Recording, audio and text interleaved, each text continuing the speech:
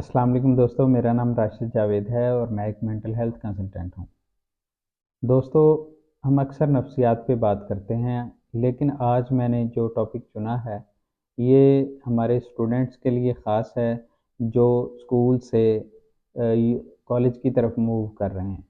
तो जब मैंने अपना मैट्रिक के बाद करियर का आगाज़ करना था आगे, तो मैंने सोचना था कि किस फील्ड में जाना है, तो मुझे किसी ने प्रॉपर गाइड नहीं किया।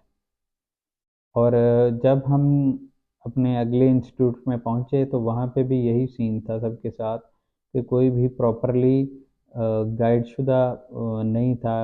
कोई ये कह रहा था कि मेरे वालिदैन ये चाहते हैं कि आप मेडिकल में जाएं और मैं ये जाना नहीं चाहता, कोई कुछ कह रहा था, कोई कुछ कह रहा था।